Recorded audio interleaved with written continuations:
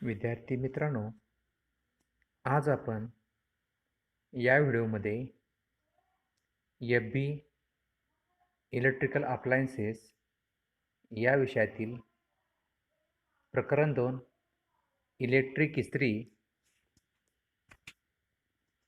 यातील इस्त्रीवर घेण्यात येणाऱ्या विविध तपासणी हे पाहणार आहोत. इलेक्ट्रिक इस्त्री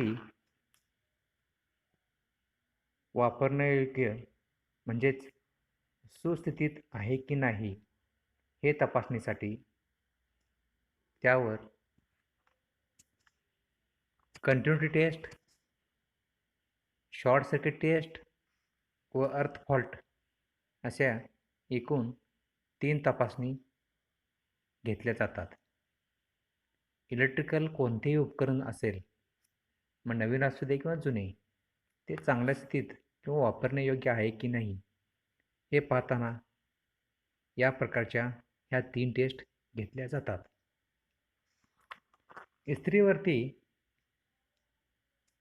पहिली टेस्ट कंटिन्यू टेस्ट ही तपासणी घेत असताना इस्त्रीच्या टर्मिनलमधील 2 टोकांना एस-टी-एल जोडून तपासणी घेत असतात. कोणत्याही उपकरणावर कंटिन्यू टेस्ट घेत असताना आपण मल्टीमीटरने किंवा एस-टी-एलच्या साहाय्याने आपण तपासणी घेत असतो. आता आपण इस्त्रीवर कंटिन्युटी तपासणी घेणार आहोत. यामध्ये कंटिन्यू टेस्ट म्हणजे आपण हिटिंग एलिमेंट कंटिन्युटी आहे की नाही ते पाहतो. आकृतीत दाखवल्याप्रमाणे एस-टी-एलचे 2 टोके इस्त्रीच्या टर्मिनलला जोडतात. तर इस्त्रीच्या टर्मिनलमध्ये इस्त्रीच्या हिटिंग एलिमेंटची टोके जोडलेली असतात. त्यामुळे जरी टर्मिनलमध्ये आपण एस-टी-एलची 2 टोकं जोडलं असलो तरी त्याचा कॉन्टॅक्ट आतील हिटिंग एलिमेंटशी होत असतो.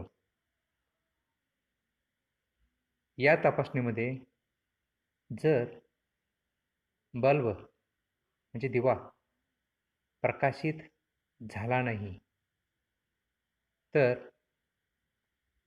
हिटिंग एलिमेंट ओपन आहे असे समजावे.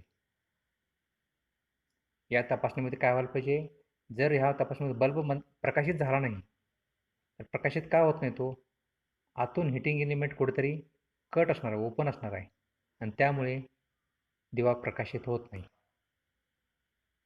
जर दिवा मंद प्रकाशित झाला, या तपासणीमध्ये समजा दिवा जर मंद प्रकाशित झाला तर हिटिंग एलिमेंट कंटिन्युटी आहे. दिवा मंद का प्रकाशित होतो, कारण हिटिंग एलिमेंटचा जो विरोध असतो त्या विरोधामुळे बल्बच्या सिरीजमध्ये विरोध आल्यामुळे बल्ब मंद प्रकाशित होतो. म्हणून या तपासणीमध्ये जर दिवा मंद प्रकाशित झाला तर हिटिंग एलिमेंट कंटिन्युटी आहे, म्हणजेच ही इस्त्री वापरण्यायोग्य आहे. अशी ही पहिली कंटिन्यू टेस्ट. आता या कंटिन्यू टेस्टमध्ये काय झालं, जर दिवा मंद प्रकाशित झाला तर इस्त्री वापरण्यायोग्य आहे, म्हणजे इस्त्रीचे आतील हिटिंग एलिमेंट कंटिन्युटी आहे असं समजावे. यानंतर दुसरी टेस्ट शॉर्ट सर्किट टेस्ट. ते शॉर्ट सर्किट टेस्ट या तपासणीमध्ये सुद्धा ओपन सर्किट तपासणी म्हणजे कंटिन्यू टेस्ट प्रमाणेच या तपासणीमध्ये सुद्धा आकृतीत दाखवल्याप्रमाणे इस्त्रीच्या दोन्ही टर्मिनलला एस-टी-एलचे दोन्ही टोक जोडतात आणि सप्लाय चालू करतात. सप्लाय म्हणजे कुठला, एस-टी-एलचा सप्लाय चालू करायचा. जर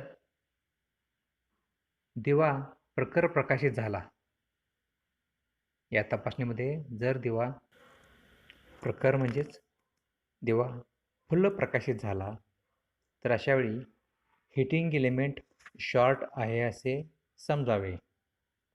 कारण हीटिंग एलिमेंट जर कंटिन्यूटी असेल तर दिवा मंद लागत असतो. तेच हीटिंग एलिमेंट शॉर्ट असेल, शॉर्ट म्हणजे जवळच्या मार्गाने, इलेक्ट्रिकल सर्किटमध्ये जर मंडल जवळच्या मार्गाने जर पूर्ण होत असेल तर त्याला शॉर्ट सर्किट असं म्हणतो आपण. यामध्ये सुद्धा या तपासणीमध्ये दिवा जर प्रखर प्रकाशित झाला, याचा अर्थ काय असणार आहे? हीटिंग एलिमेंट शॉर्ट असणार आहे. आणि जर या तपासणीमध्ये दिवा जर मंद प्रकाशित झाला, तर हीटिंग एलिमेंट शॉर्ट नाही असे समजावे. म्हणजेच इस्त्री वापरणे योग्य आहे असे समजावे. तपासणी परत एकदा बघा. दुसरी कुठली तपासणी? शॉर्ट सर्किट तपासणी. या तपासणीमध्ये आकृतीत दाखवल्याप्रमाणे STLचे 2 टोके हीटिंग एलिमेंटला जोडतात. टर्मिनलला जोडतात. टर्मिनलला जोडलं म्हणजे हीटिंग एलिमेंटला जोडल्यासारखंच आहे. टर्मिनल जोडल्यामुळे आणि सप्लाय चालू केला असता, याच्यामध्ये जर दिवा प्रखर प्रकाशित झाला, तर हीटिंग एलिमेंट काय? शॉर्ट आहे असे समजावे. आणि जर दिवा मंद प्रकाशित झाला, तर हीटिंग एलिमेंट शॉर्ट नाही, याचाच अर्थ इस्त्री वापरणे योग्य आहे असे समजावे. यानंतर इस्त्रीची तिसरी तपासणी घेतात, अर्थ फॉल्ट टेस्ट. यामध्ये इस्त्रीच्या बॉडीमध्ये करंट आहे की नाही हे तपासण्यासाठी ही तपासणी घेतली जाते. आकृतीत दाखवल्याप्रमाणे STLचे एक टोक इस्त्रीच्या टर्मिनलमधील एका टोकाला जोडतात व STLचे दुसरे टोक इस्त्रीच्या बॉडीला, ज्या ठिकाणी मेटॅलिक धातूचा भाग असतो अशा ठिकाणी, मग स्टड असेल, हँडलमधला स्टड असेल किंवा खालचा सोल प्लेट, याला हे दुसरे टोक लावतात आणि तपासणी घेतात. या तपासणीमध्ये जर दिवा प्रकाशित झाला, तर याचा अर्थ काय असणार आहे? हीटिंग एलिमेंटचा एखादा टोक, हीटिंग एलिमेंटचा एखादा टोक काय असणार आहे? बॉडीला स्पर्श करत असणार आहे आणि त्यामुळे तो दिवा लागत असतो. याचाच अर्थ बॉडी शॉर्ट आहे. म्हणजे ती इस्त्री वापरण्यायोग्य नाही. बॉडी जर शॉर्ट असेल आणि अशावेळी आपण ती इस्त्री वापरत असू, तर आपणास इस्त्री करत असताना शॉक बसण्याची शक्यता असते. जर दिवा प्रकाशित दिवा झालाच नाही, परंतु बॉडीवर वायर घासले असता स्पार्क निर्माण होतो, ठिणगी पडते, याचा अर्थ असतो बॉडीमध्ये लिकेज करंट आहे. सुरुवातीला काय म्हणतो आपण? दिवा प्रकाशित झाला तर बॉडी शॉर्ट आहे, बरोबरच आहे. पण दिवा प्रकाशित झाला नाही, परंतु बॉडीवर वायर घासली असता स्पार्क निर्माण होत असेल, बारीक लहान ठिणग्या पडत असतील, तर अशावेळी सुद्धा बॉडीमध्ये लिकेज करंट असतो. त्यामुळं इस्त्री ही वापरण्यायोग्य नसते.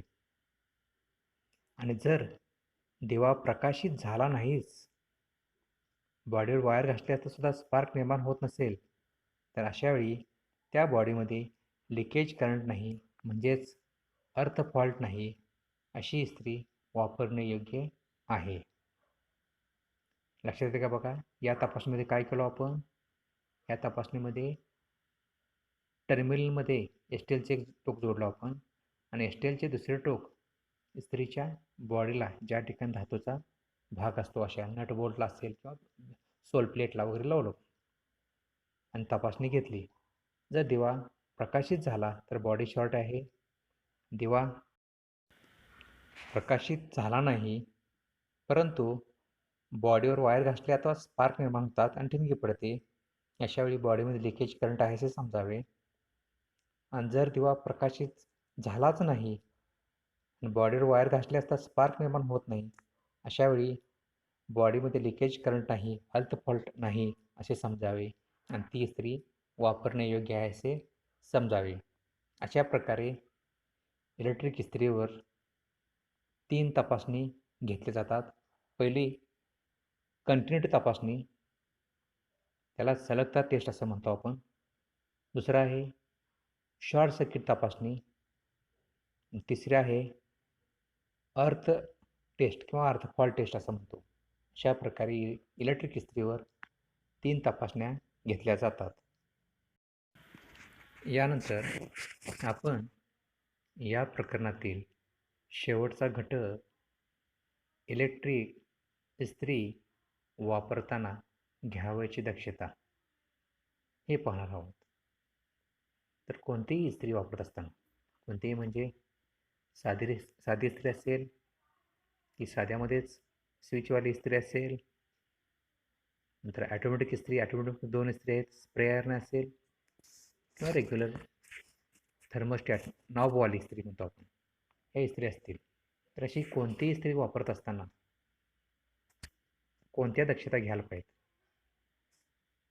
यातले पहिलं आहे दक्षता, इस्त्रीची बेस प्लेट नेहमी स्वच्छ ठेवावी. बेस प्लेट म्हणजे बुडावा म्हणजे शेवटला असते बघा, ज्याला आपण सोल प्लेट म्हणतो आपण, ती सोल प्लेट नेहमी स्वच्छ असावी. जेणेकरून इस्त्री करताना इस्त्री गरम जर झाली आणि समजा सोल प्लेटवरती घाण कचरा असेल, तर अशा वेळी इस्त्री करत असताना आपण कपड्यावरती सुद्धा ते घाण चिकटले जाणार आहे. त्यामुळे नेहमी इस्त्रीची बेस प्लेट नेहमी स्वच्छ असायला पाहिजे. दुसरं दक्षता आहे, इस्त्रीसाठी नेहमी 3 कोअर कॉर्ड वापरावे. 3 कोअर कॉर्ड म्हणजे सप्लाय कॉर्ड म्हणतो आपण, सप्लाय वायर.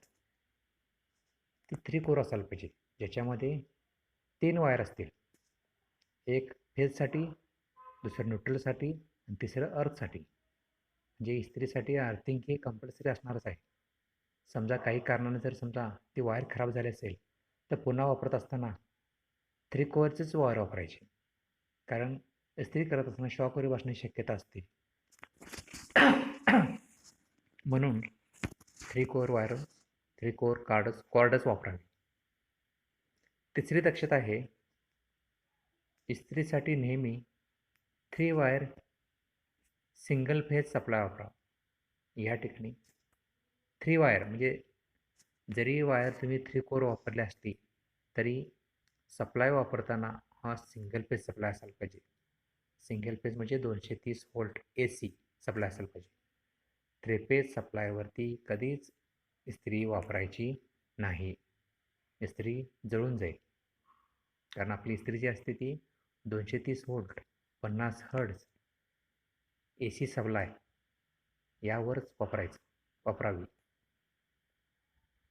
चौथी दक्षता आहे, कपड्याच्या प्रकारानुसार थर्मोस्टॅटचे सेटिंग करावे. जी ऑटोमॅटिक इस्त्री असते त्याच्यावरती जो नॉब असतो, तो नॉबचं सेटिंग करणे हे महत्त्वाचे असते. ह्याच्यावरती मार्किंग केलेले असते, नायलॉन, नायलॉन, रेयॉन, कॉटन, अशा प्रकारे नॉर्मल, अशा प्रकारे त्या इस्त्रीवरती मार्किंग केलेले असते. आणि त्यानुसार कपड्याच्या प्रतीनुसार आपण कपडे कोणत्या प्रकारच्या सुताचे म्हणजे किंवा कापड कुठल्या प्रकारचं आहे त्या प्रतीनुसार आपण त्या थर्मोस्टॅटचा नॉब काय करायचा, सेट करून ठेवायचा, मगच वापरायचा. जर सेटिंग करायला जर चुकलो तर काही वेळा इस्त्री कमी प्रमाणात गरम होईल किंवा एखाद्या कपड्याला जास्त टेम्परेचरमुळं ते कपडे खराब होण्याची शक्यता असते. त्यामुळं कपड्याच्या प्रकारानुसार थर्मोस्टॅटचं सेटिंग करायला पाहिजे. 5वी दक्षता आहे, इस्त्रीवरती द्रव पदार्थ पडू देऊ नये. इस्त्री गरम असताना त्याच्यावर कोणत्याही प्रकारचा द्रव पदार्थ पडू देऊ नये. द्रव पदार्थ जर पडला तर हिटिंग एलिमेंटला शॉर्ट किंवा ट्रिमरवरती जर ट्रिमरवरती द्रव पदार्थ अशा वेळी इस्त्री शॉर्ट होण्याची शक्यता असते. म्हणून इस्त्रीवरती द्रव पदार्थ पडू देऊ नये. 6वी दक्षता आहे, नादुरुस्त वायरचा वापर करू नये. इस्त्रीसाठी 3 कोर वायर वापरायचीच आहे, पण ती सुद्धा नादुरुस्त म्हणजे कुठेतरी ओपन आहे, त्याला चिकटपट्टी गुंडाळली अशी वायर वापरू नये. अखंड व्यवस्थित वायरच वापरायची. खराब वायर किंवा नादुरुस्त वायर वापर करू नये. 7वी दक्षता आहे, गरम इस्त्रीला वायर चिकटणार नाही याची काळजी घ्यावी. आता इस्त्री करताना बऱ्याच वेळा असं होत असते की इस्त्रीचं जे सॉकेटमध्ये आपण पिन घालतो, प्लग घालतो आणि आपण काही वेळा इस्त्री करण्यासाठी जमिनीवरती खाली बसलेलो असतो. त्यामुळं इस्त्री करत असताना वायर आडवी येण्याची शक्यता असते आणि वायर आडवी येऊन ते वायर इस्त्रीला चिकटण्याची शक्यता असते. त्यामुळं इस्त्री करत असताना कधीच वायर चिकटणार नाही याची आपण काळजी घ्यावी. जर वायर चिकटली आणि वायरच्यावर जर कॉटनचं वगैरे वेस्टर्न नसेल, कोटिंग नसेल, रबरचं कोटिंग नुसतं असेल तर वायर ती काय होईल, रबर काय होईल, वितळेल आणि अशावेळी इस्त्रीची वायर शॉर्ट होण्याची शक्यता असते. त्यामुळं गरम इस्त्रीला वायर चिकटणार नाही याची काळजी घ्यायला पाहिजे. 8वी दक्षता आहे, इस्त्री गरम असताना त्यास वायर गुंडाळू नये. म्हणजे इस्त्री करून जर झालं आपण कपड्यावरती प्रेस करून झालं तर अशावेळी इस्त्री गरम असते. जरी तुम्ही सप्लाय बंद करून सॉकेटमधून प्लग जरी काढला तरी अशावेळी इस्त्री बराच वेळ इस्त्री गरम राहण्याची शक्यता असते. इस्त्री गरम असते. अशावेळी लगेच त्याला इस्त्री झाली म्हणून वायर कधीच गुंडाळायचं नाही. आणि त्यामुळे सुद्धा काय होणार, वायर खराब होण्याची शक्यता असते. 9वी दक्षता आहे, इस्त्री ओलसर पृष्ठभागावर व खडबडीत पृष्ठभागावर ठेवू नये. इस्त्री आपण करत असताना इस्त्री एक महत्त्वाची दक्षता म्हणजे इस्त्री स्टँडवर उभी करावी. म्हणजे इस्त्रीला साध्या इस्त्रीला म्हणजे कुठल्याही इस्त्रीला अशी स्टँड असते एका साईडला, बरोबर का? त्या स्टँडवरती इस्त्री उभी करायची आणि ती इस्त्री ओलसर पृष्ठभागावर व खडबडीत पृष्ठभागावर खाली ठेवू नये. विद्यार्थी मित्रांनो, आज आपण या व्हिडिओमध्ये इलेक्ट्रिकल इस्त्रीवर घेण्यात येणाऱ्या 3 तपासण्या,